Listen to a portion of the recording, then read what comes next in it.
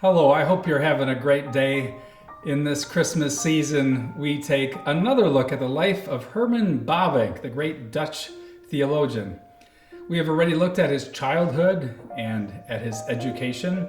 We have traced the story of him becoming a student at Kampen and Leiden University, and he has graduated now, and the young doctor is about ready to take his first charge. In this video, we're going to talk about him as a pastor in Franeker, and then how he would be called from there after a rather brief period of time to become a professor at the Theological School in Kampen, which was an answer to his prayers and a fulfillment of his dreams, and also the dreams of his father Jan. It was on March 13 of 1881 that Bavinck was installed and ordained as a minister. In his dagboek, he talks about how his dad installed him and how touching that must have been. He writes on March 13, he says, "Sunday in the morning I was installed by Father at the direction of Isaiah 52 verse 7, stirring occasion. In the afternoon at 5:30 I began with 1 Thessalonians 2 verse 4, many people, sermon number 59. That's kind of interesting how throughout his dagboek, Bavinck keeps doing this. He keeps recording the number of sermons that he has preached. So up until this time, that tells us he has preached 58 times as a seminary student and as a candidate for the ministry. And what is funny is that a lot of these sermons were in fact the same sermon. He had a few favorite texts and he would preach that same sermon repeatedly in different churches. This also allowed him to internalize the message, which also led to the positive result, is that he dared to preach extemporaneously. We're going to find that as a young minister, Herman Bavinck will preach extemporaneously in Franeker, and he has learned to do that partly by preaching the same sermon numerous times. So he faced a new challenge now, the challenge of preparing 2 new sermons each week. And every new minister knows the challenges of that. It's like Sunday comes every few days. And so the new young pastor was very busy, surrounded by people, and yet Eglinton states that a deep and heavy loneliness lay under his surface of social activity. After a friend came and filled the pulpit for him on April 24, he wrote, "Eunuch went his way back to Zwolle. I am alone again." And personally, I can't imagine the challenges of being a pastor without having the support of a wonderful wife. This was certainly a challenging burden for Bavinck. And then on top of that, not only didn't he have the intimacy of a wife, he wrote to his friend Christian Snauk Hergronia how to the members of the congregation he remained the domini, always the minister. And it seemed like they could only relate with him in a very formal way. Now, it's good that among the Dutch Reformed, they had a very high view of their ministers. They even used the address domini to refer to them, which they shouldn't have done. That was very inappropriate because domini was the Dutch word for Lord. And that's not the sort of thing you should be calling ministers of the word. Since ministers are called to serve the flock and serve Christ, it's very inappropriate to refer to them as domini. But as a result of this, he wrote to his friend Christian about how he was so lonely. He says, "Thus far, I haven't found anyone here with whom I can or might dare to enjoy the familiarity. I find that difficult. At home, I'm alone in my room, and outside, I'm always the minister." And Bavinck also writes about how he wished he was married. He says, "If I ever longed for a wife who could understand me and in whom I could confide fully, it is in these recent days." And what is striking is that he felt so alone, even though he did not live alone. In Bavinck's time in the Netherlands, it was assumed that if someone of Bavinck's social class, a minister, was single, then, well, he needed to have someone to take care of the home, to do the cooking and the cleaning. Remember, back in those days, you didn't go to the store and buy a microwavable meal or something like that. Therefore, it was arranged, apparently by people in the church, that a Mr. and Mrs. Stecklenburg would live on the first floor of the parsonage. And Mrs. Stecklenburg would cook and clean for the minister. And the problem was that even the Stecklenburgs who lived with Bavinck couldn't relax in his presence and use familiar language around their esteemed pastor. They thought that somehow the only appropriate relationship was a very formal one. Meanwhile, Bavinck begins to develop as a preacher, and I'm glad that he preached without notes. The congregation that had been through such controversy with her previous minister suddenly was able to have a time of peace, and they experienced also growth. People from surrounding towns came to hear Herman Bavinck preach. And I think what was striking is that his extemporaneous preaching was doctrinally orthodox and also pastorally encouraging. So after a time of controversy, now peace. Also, Bavinck at this time is suddenly really thrust into a position of leadership in the succession churches. Even though he's a brand new minister, he was appointed as the editor-in-chief of the De Bezijn, which was the most important successor magazine. Given the initial skepticism about Bavinck, going to Leiden, it's kind of surprising that so quickly he was given such a very important type of job. Meanwhile, his first and only pastorate went well. As a pastor, he was well received by the congregation. He wasn't controversial, he wasn't drinking too much, he wasn't, riding hobby horses in his preaching, and so the church was encouraged. And a good number of visitors came, which also encouraged the congregation. And so the pastor was very quickly loved by the congregation. He had their universal esteem. I think we find in Bavinck, like you would find also in Jan Bavinck, this combination of pastoral spirituality that you find in the best of the Dutch Reformed tradition. Not only is there Orthodox Reformed theology, but also a very, very warm approach to the life of godliness and a concern for piety and a concern for daily worshiping the Lord. And so Bavinck did well as a pastor. And I get a kick out of how on his birthday, the congregation showed their esteem. Now, the Dutch love birthdays. So on December 13, he writes in his dagboek that it's his birthday. He says, I received many proofs of esteem from the congregation. And he lists how from certain people in the congregation, he got each one box of cigars. So he's getting a lot of cigars. He says from the women's union, a cigar set. From some of the young ladies, he got a silk bookmark.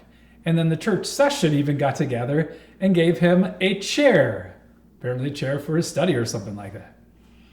Also from the young girls in the catechism class, he got a silver spoon, fork, and napkin. And then on top of this, I think, his session, they were being very smart and wise. They knew that their pastor was single and he didn't have a family around him to celebrate his birthday. So that night of his birthday, the church session came over with their wives. So all the elders and their wives came over and they had a birthday celebration. So he says, a welcome day, an overabundance of reasons to offer thanksgiving to God. So he had a great birthday and had lots of cigars to smoke. So at age 27, he is now a rising star in the succession churches. Even though he's only begun his first pastorate, very, very quickly, he was being courted by other churches or by Abraham Kuyper. At this time already, Abraham Kuyper made his second attempt to lure Bavinck to the Free University. Now, I think it was a bit premature on the part of the Free University and also some other churches to try to call Bavinck already. Within 1.5 years, he's getting calls elsewhere, which was too bad and almost inappropriate. But Kuyper now makes his second attempt to lure Bavinck to the Free University, this time as a professor of hermeneutics and New Testament. And Bavinck declined because at this point, I don't think the decision was so hard. He hoped to have an eventual appointment to the theological school in Kampen. And already in private correspondence, he lets some people know about his wish in this respect. This is what he said: "I love my church. I prefer to work in building it up. The flourishing of its theological school is a deep concern to me." So even though he's so young and he's such a new pastor, his reputation is growing. The churches recognize that he is Orthodox. They also know very well that he's being courted by Abraham Kuyper, and so there would be a matter of jealousy if Kuyper would be able to get one of their young prominent ministers to teach at the Free University rather than at their own school. So this would already become a matter that would be sensitive in the succession churches, and much later on, of course, it would be even far more controversial when Kuyper would try to lure Bavinck away from Kampen when he was a professor at the theological school there. On top of this all, Bavinck was also being courted by other successor congregations. A large and influential church in Amsterdam extended a call to him. And he was offered a much higher salary than he received in Franeker.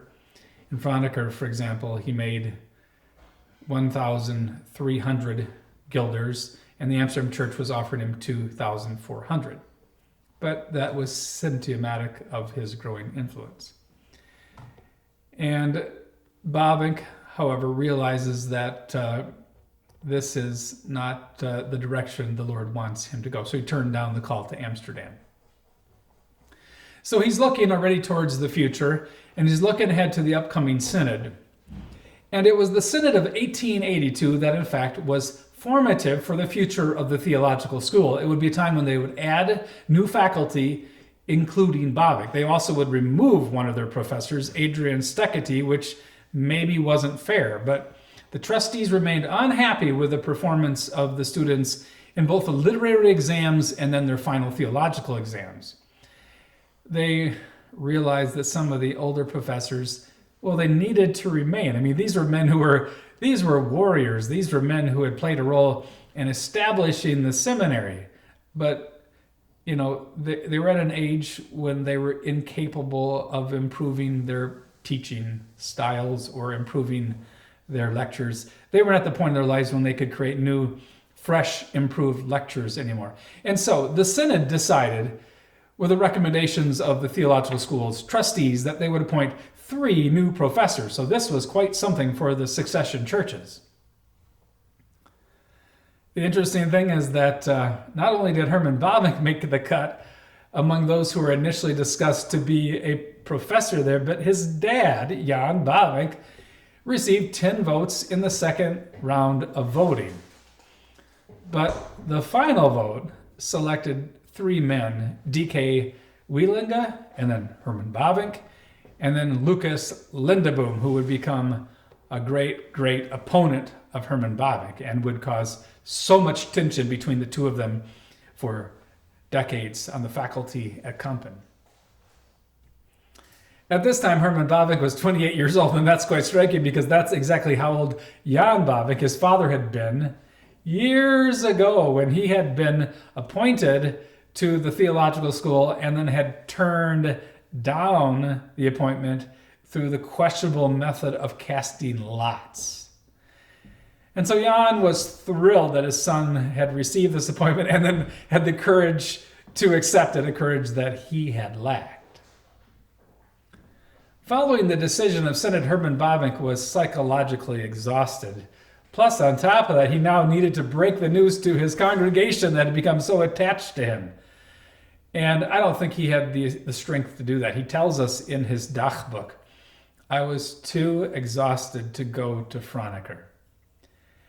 And so he asked the Reverend Erdmans to go and fill the pulpit for him, and it was the Reverend Erdmans who actually let the congregation there know that their beloved young and new pastor had received an appointment to the seminary, and they knew that he probably would accept it. So that would have been a strong blow to the congregation. Things were going so well, and now this. Well, Herman Bavinck had gone into his first pastorate with some questions and, realizing this might be a difficult pastorate, but now he also left with regret. His pastorate had only been, less than 2 years, and yet it had a big impact on him. And it certainly was a good thing that a future minister who would be training young men for the ministry had at least 1.5 years of experience as a pastor. So at least he knew what it was like to be the person who led Bible studies, prepared 2 new sermons a week, who was teaching the catechism classes, engaging in pastoral visits, doing funerals, conducting marriages. At least he had a little taste of it. That's better than none. Now, at Kampen, Bavinck would make his reputation, although that would take some time. He would make his reputation early on as a teacher. His reputation as a theologian would be something that would only come in time, as he would especially write his 4-volume Reformed Dogmatics, which would have an influence mainly on the Dutch-speaking world and on Dutch immigrants until it was translated into English in the 20th century, and then began to have an even greater impact worldwide. So Bavinck was now at another moment of transition in his life. The short time at Franeker had been quite a big experience and had quite a big impact on this young man. He now had experienced what it was like to have a pastoral relationship with a congregation. He had learned what it was like to be a pastor, and now suddenly he was called away. He's still a single young man, and in his late 20s, he now is going to be moving to Kampen to take up his work as a professor there. By October of 1882, Herman Bavinck had moved back to Kampen, and not again. Yes, it happens again. He moves back home with his dad and mom, something that just is a big reminder that he hasn't found himself a helpmeet yet. So, for the 3rd time in his sort of adult life, he moves back home with dad and mom. On November 10, he wrote to his unorthodox friend Christian Snauker about his experience as a pastor in Franeker. He says, "The congregation that I served was agreeable to me.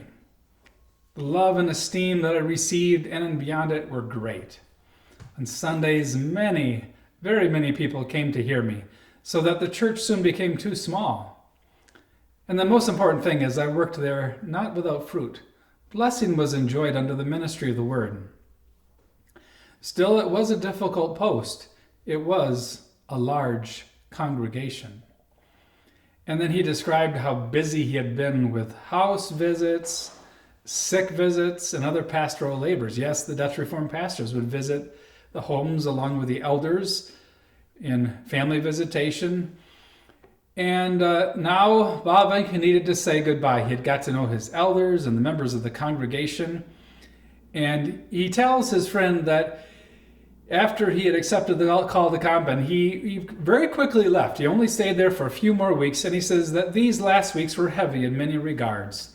The congregation was so attached to me, old and young, rich and poor. In and beyond the congregation, all were sorry that I was leaving. It affected me sometimes and made me ask whether my longing had been good and pure. I learned a lot in those last few weeks. My life has been enriched by them. I'm happy that I have worked in a congregation for around 1.5 years, and have gotten to know the people in their various imperfections, yes, but also in their deep piety and noble sense of what is good and true. So it was wonderful that Bavinck had experience of being a pastor in a Reformed church where you had saints who loved the Lord, loved the Reformed faith, and had a passion to walk in piety and godliness, even though they were imperfect. So Bavinck is now back in Kampen, and he tells his friend Christian that he wished he was married. He said, "And now I will stay at home, perhaps for a long time, because I'm not yet engaged. It doesn't look like that will happen in a hurry. Still, I would have nothing against getting married. It's because of circumstances, not my will or in principle, that I am still single." So he's pretty much letting his friend know that if it was up to him, he would want to get married. Little did he know that the friend he was writing to was going to get married multiple times to multiple Muslim wives. But Bavinck was single because Amelia's father wouldn't give his consent to a marriage. But Bavinck would continue to pursue Amelia. He needed to wait until January 1883 for his official installation as professor at Kampen. And at that new event, they did what was the tradition. The 3 new faculty members each gave an inaugural lecture. And so Wielinga gave his lecture, and it must have wearied the hearers and Bavinck and the students, because Wielinga gave a long-winded 2.5-hour lecture. Now, if that wasn't bad enough, the next new faculty member, Lucas Lindeboom, who would be Bavinck's great opponent within the faculty at Kampen, delivered a bone-wearing 3.5-hour inaugural lecture. You got to wonder what these ministers are thinking. Clearly, this flows out of a level of self-importance and pride. In contrast, Bavinck limited himself to a 1-hour lecture. One biographer of Bavinck, Valentin Hepp, who often liked to bring lots of drama into any stories connected to Bavinck, even when there really was no drama, claimed that Bavinck got mad at Lindeboom. And because the audience had to sit for 3.5 hours, in a cold building, churches, buildings in those days wouldn't necessarily be heated as well as ours today. And then he also claims that Bavinck spoke very, very quickly in order to get the lecture over in just 1 hour and 15 minutes. But it's not clear that really was the case. It probably was the case that Bavinck communicated in a very nice way, since his students were captivated by his inaugural lecture. So from the very beginning, the students were very excited to have especially Bavinck as their new professor. Later on, the students at Kampen would beg him not to leave. And then in contrast, when Lindeboom would get a call to a church, the students didn't fight for him to stay. There would be a big difference between just philosophies of teaching, attitudes towards students between those two. For example, Bavinck, I think we would say, was more democratic with respect to his students, more respecting of them, whereas Lindeboom thought there should be a very formal distinction and relationship between a great professor and the students. Now, that was certainly something that you would find among German professors and even Dutch professors, where there was this sense of the high status of a professor, and so a professor would not be really friendly towards his students like we Americans would prefer. So Bavinck is now busy. As a new professor, he's especially working on preparing his lecture notes for teaching. What evidence of the quality of his teaching was that within 1 year, and that's remarkable, within 1 year, the trustees could judge that the students were doing better on their theological exam. And also, Bavinck began to receive other honors. For example, he was nominated to and accepted into the prestigious Society of Dutch Literature. Bavinck at this time was so busy trying to prepare new lectures that he lamented the fact that he didn't have enough time to write. Now, that is something that would come in time. For example, he told his unorthodox friend Christian Snaukergranja, "I wish that I could also get writing." He not only had to prepare new lectures, but he had a terribly heavy teaching load. And that would continue for way too many years, and that would conspire against him having much time to write.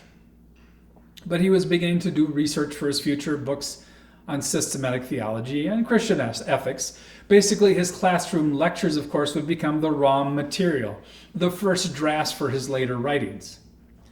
In 1884, he could write his friend Christian, "I myself am still busy gathering the building materials for my own dogmatics and ethics."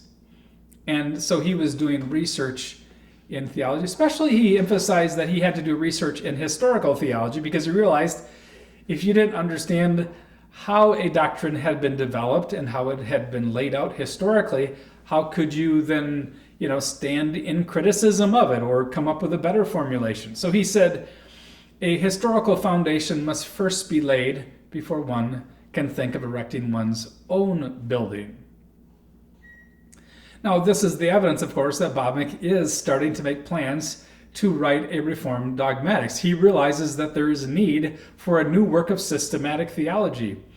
He thought that Reformed theologians should not be content with old formulations of Reformed doctrine, for example, like you found in the Synopsis Purioris that he had republished, but instead Reformed theologians need to speak to the issues of the day.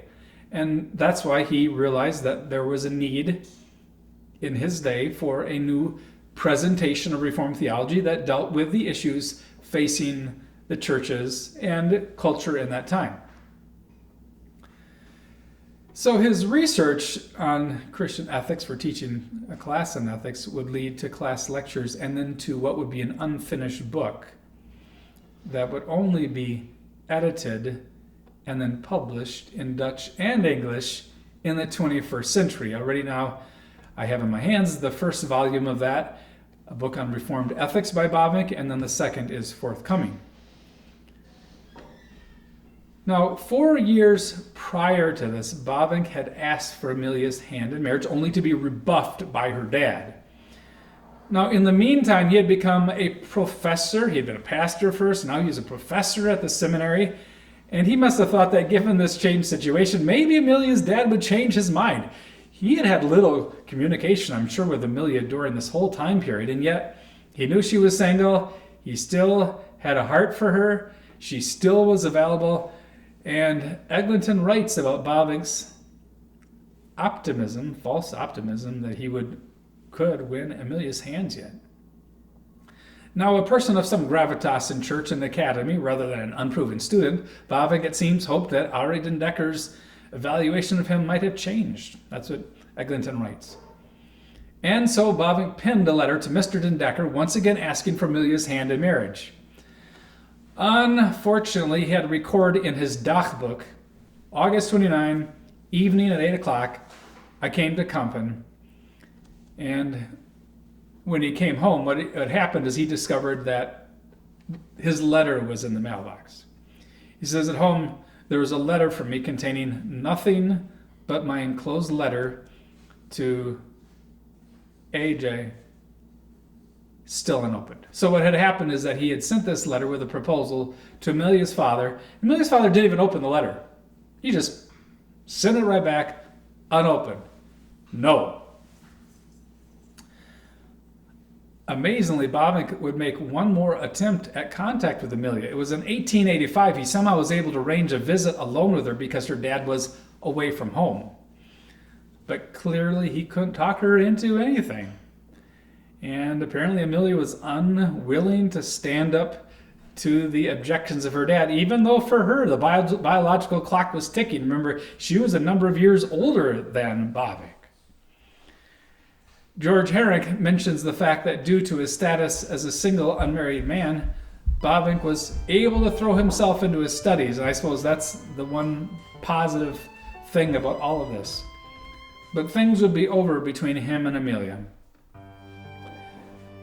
There was no hope at this point, and so Bavinck was confirmed, it seems, as a bachelor. Kind of like his friend Gerhardus Voss. At this time, Herring tells us, both were unmarried. They lived with their parents and studied day and night. So that's the one benefit of all this. They didn't have the concerns connected with caring for a wife or children during this time, and so Gerhardus Voss and Bavinck threw themselves into their studies. And Eglinton begins a chapter of one in his book with a quote from Bavinck in which says, "My books are my true company." So Bavinck is now ensconced in his dream job, being a professor at the Theological School in Kampen. And next time we will pick up with his continued work there and the success that's connected to his teaching and some of the controversies that arrive as he develops as a professor at Kampen.